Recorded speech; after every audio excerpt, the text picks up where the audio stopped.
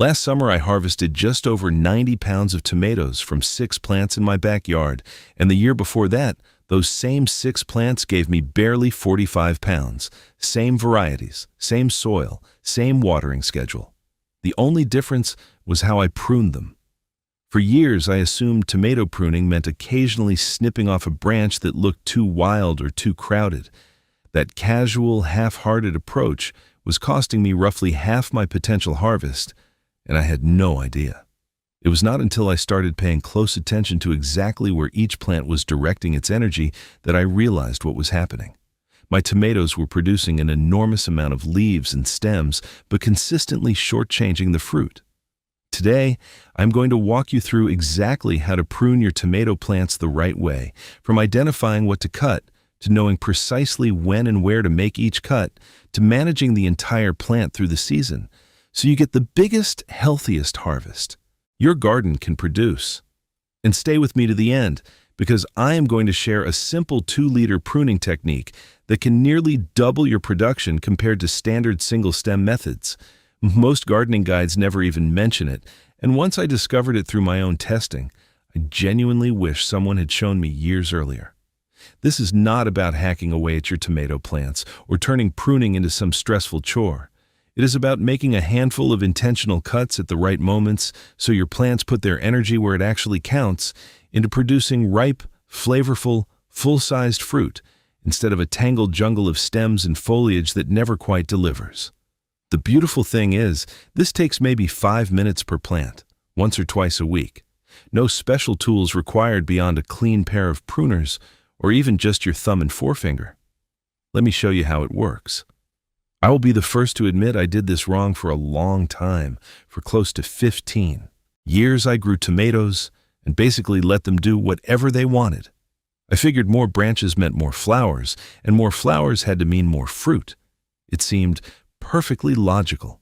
And every single summer, I would end up with these massive, sprawling plants that looked impressive from a distance, but produced a genuinely disappointing number of ripe tomatoes before the first frost rolled in. If that sounds like your experience, you are not alone. I was right there with you.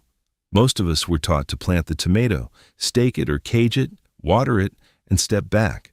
Nobody sat us down and explained what was actually happening inside the plant that determines how many good tomatoes you end up picking. Then, about 4 seasons ago, I started running side-by-side experiments in my own beds. I pruned half my plants using a method I learned from a Cornell University extension guide, and I left the other half completely untouched. The difference was so dramatic, I spent the next 3 years refining the approach into something anyone can follow. Here's what I learned that changed everything. A tomato plant operates on a finite energy budget. Every new stem, every new branch, every leaf cluster draws from that same limited pool of energy. When you let an indeterminate tomato plant grow unchecked, it divides that energy among dozens and dozens of growing points. The plant ends up producing a spectacular amount of vegetation but sets fewer fruit, and the fruit it does set takes much longer to ripen. Research from Cornell and several other land-grant universities confirms this pattern. When you strategically remove non-productive growth, you redirect the plant's energy toward the branches that are already flowering and developing fruit. The result is larger tomatoes, faster ripening, and a significantly higher total yield by the end of the season. Once you understand this energy budget principle, every single pruning decision I'm about to teach you will make complete sense. It is not about punishing the plant. It is about helping the plant focus. Now here's what you need to understand before we pick up the pruners. This method applies specifically to indeterminate tomato varieties. Those are the types that keep growing taller and producing fruit continuously all season long until frost stops them. Varieties like Cherokee Purple, Brandywine, Sun Gold, Better Boy, and the vast majority of heirloom tomatoes are indeterminate. They will grow 6, 8, even 10 feet tall if you let them, and they absolutely benefit from pruning. Determinate varieties are a completely different story. These are compact bush-type plants that grow to a predetermined height, set all their flowers more or less at once, and produce their entire crop within a concentrated window of about 2 to 3 weeks. Roma, Celebrity, Rutgers, and most paste tomatoes fall into this category. You do not want to prune determinate tomatoes. Every branch on a determinate plant is pre-programmed to produce fruit, so removing branches directly reduces your harvest. If you are not sure which type you have, check the plant tag or seed packet. It will say determinate or indeterminate. If it says neither, look up the variety name online. Getting this distinction right is the absolute foundation for everything that follows. Now let me show you exactly what to look for on your indeterminate plants. The single most important skill in tomato pruning is learning to identify a sucker. A sucker is a new shoot that emerges in the crotch between the main stem and an existing branch. Picture the main stem growing straight up. A branch extends out to the side. Right in that V-shaped joint where the branch meets the stem, a small green shoot will start to push out at a 45-degree angle. That is your sucker. If you look at a healthy indeterminate tomato on any given week, you will find suckers forming at almost every branch junction from top to bottom, and they grow astonishingly fast. A sucker that is barely a nub on Monday can be 3 to 4 inches long by Friday in warm weather. If you leave it alone, it becomes a full-size branch with its own leaves, its own flowers, and eventually its own suckers. That might sound like a bonus, but remember the energy budget. Every sucker that matures into a branch splits the plant's resources further and further. The fruit gets smaller, the canopy gets denser, airflow drops, and disease moves in. Here's where the actual pruning begins, and honestly, this is the part that makes the single biggest difference in your harvest. When suckers are small, under about 2 inches long, you can remove them with a simple pinch. Grab the base of the sucker between your thumb and forefinger and snap it off cleanly. This is sometimes called simple pruning, and it works beautifully on young, tender growth. The wound is tiny and heals almost immediately. I try to do this every 5 to 7 days during the active growing season, usually from late spring through midsummer. A quick walk through the garden in the morning, pinching small suckers as I go, takes about 2 to 3 minutes per plant. Now here is where most people run into trouble. If you miss a sucker and it grows past 4 or 5 inches, do not just rip it off. A larger sucker has a thicker, woodier stem, and tearing it away creates a significant wound that opens the plant to bacterial and fungal infections. For those larger suckers, I use what is called the Missouri pruning method. Instead of removing the entire sucker, you pinch or snip off just the growing tip, leaving 1 or 2 sets of leaves intact on the sucker. Those remaining leaves still photosynthesize and contribute energy to the plant, but the sucker stops putting on aggressive new growth. This is a much safer and smarter approach for any sucker that got away from you. Believe me, some always will. Even after years of doing this, I still miss a few every single week. The tool you use matters as well. For suckers under 2 inches, your fingers are all you need. For anything larger, reach for a clean pair of bypass pruners or sharp scissors. And by clean, I mean genuinely sanitized. Before you start pruning in between each plant, wipe your blades with rubbing alcohol or a 10% bleach solution. Tomatoes are susceptible to diseases like bacterial canker and tobacco mosaic virus, and contaminated pruning tools are one of the fastest ways to spread problems from plant to plant. I keep a small spray bottle of rubbing alcohol right in my garden bag for this purpose. It takes 5 seconds, and it has saved me from more heartbreak than I can count. Now, what I am showing you today is just one piece of growing, healthy, productive food at home with very little waste. If you want the full picture of sustainable home food production, I put together something called the 30-Day Kitchen Scrap Garden Protocol. It is a 171-page guide covering 31 crops you can regrow from kitchen scraps, a $10 starter kit guide so you are not spending a fortune, and complete troubleshooting support when things do not go as planned. You can grab it by scanning the QR code on screen or clicking the link in the description. It is $17 at backyardbuddybooks.com, and it is the most practical guide I have put together. All right, let us keep going. Now that you know how to handle suckers, let us talk about the lower part of the plant, because this is another area where a little strategic work pays enormous dividends. As your tomato grows taller, the lowest branches become the least productive part of the plant. They get shaded by the growth above, they sit closest to the soil where moisture splashes up during rain or watering, and they are the first spot where diseases like early blight and septoria leaf spot establish themselves. Here is what I do. Once the plant reaches about 18 to 24 inches tall, I remove all branches and leaves below the first flower cluster. You want to create a clean, bare stem from the soil line up to about 10 to 12 inches high. This dramatically improves airflow around the base, keeps foliage away from soil-borne pathogens, and makes watering and mulching much easier. I do this gradually, taking off a branch or two every few days rather than stripping them all at once. That way, the plant adjusts without the shock of suddenly losing a big chunk of its leaf area. After clearing those lower branches, lay down a 2 to 3 inch layer of mulch around the base. Straw, shredded leaves, or even plain cardboard work well. The mulch creates a physical barrier between soil and foliage, further reducing the chance of fungal spores splashing up onto your plants. This combination of lower pruning plus mulching has cut my blight problems by at least 70% compared to when I used to just let everything grow all the way to the ground. Now, here's the final piece of the seasonal pruning puzzle, and the timing depends on where you garden. 4 to 6 weeks before your expected first frost date, I strongly recommend topping your plants. Topping means cutting off the very top growing point of the main stem. This sends a clear signal to the plant to stop investing energy in new growth and instead redirect everything toward ripening the fruit that is already set. If you are in USDA zones 3 through 5, where the growing season is shorter, you will want to top around mid to late August.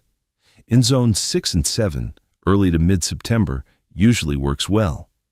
Down in zones 8 through 10, you may have enough season that topping in late September or even early October still gives your remaining fruit plenty of ripening time. The visual cue I watch for is when overnight temperatures start consistently dropping below 55 degrees Fahrenheit. Tomato plants essentially stop setting viable new fruit below that temperature anyway, so any new growth after that point is just wasted energy. When you top, make a clean cut with your pruners just above the last cluster of flowers or fruit you want to keep. At the same time, remove any remaining suckers and any brand new flowers that have not yet begun to set. I know it feels wasteful to clip off open blossoms, but those tiny flowers will never mature into ripe tomatoes before frost. By removing them, you give your existing green tomatoes the absolute best chance to size up and ripen on the vine. I also always try to prune on a dry morning so the wounds seal quickly in the sunshine. I learned the hard way one season when I did a big pruning session during a drizzly afternoon and watched bacterial canker spread through 3 plants within a week. Let me paint a quick picture of what this routine actually looks like in practice so you can see how manageable it is. I check my indeterminate tomatoes every 5 to 7 days, usually Saturday morning with my coffee. I start at the bottom of each plant, confirming the lower stem is clean. Then I work upward, pinching small suckers and Missouri pruning anything larger. The whole process takes 3 to 4 minutes per plant. With my 8 plants, I am done in under 30 minutes, including tool sanitation between plants. Now, before we get to that bonus technique, let me share a few patterns I see repeatedly that can really hold back your tomato harvest. The first pattern is pruning determinate tomatoes. I made this mistake myself the first year I got serious about pruning. I had a row of Romas, and I carefully removed every sucker just like my indeterminates. My Roma harvest that year was about a third of what it should have been. Determinate plants set their fruit on those branches you are removing. Leave them alone entirely. The second pattern is waiting too long to start. Life gets busy, the plants grow fast, and suddenly you have 3-foot-tall tomatoes with suckers everywhere. Some, a foot long with their own flower clusters. Removing all that growth at once is a massive shock. The better approach is starting when your transplant reaches 12 to 15 inches tall.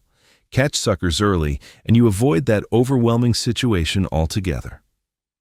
I did this myself for years, always playing catch-up, and the results were never as good as when I stayed consistent from the start. The third pattern is removing too much foliage at once. Even when pruning at the right time, never strip more than about 20 to 25% of the plant's leaf area in a single session. Those leaves are the plant's solar panels. Remove too many, and the plant cannot generate enough energy to support its developing fruit.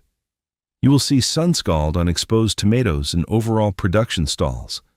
Take a little bit regularly, rather than a lot all at once. Consistency beats intensity every time. The fourth pattern is skipping sanitation. I touched on this earlier, but it bears repeating. Dirty pruning tools are one of the single fastest vectors for spreading tomato diseases from plant to plant.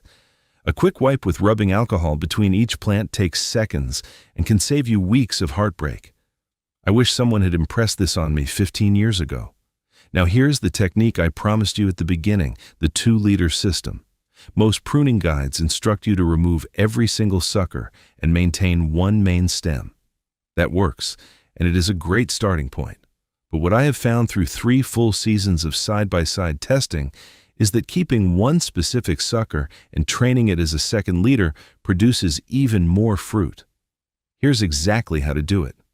Identify the sucker that grows directly below the first flower cluster on your main stem. This is typically the strongest, most vigorous sucker on the plant, and for good reason. It sits at a hormonal sweet spot where the plant naturally wants to branch. Instead of removing this one sucker, let it grow. Train it along a second stake or tie it to your cage just like you would the main stem.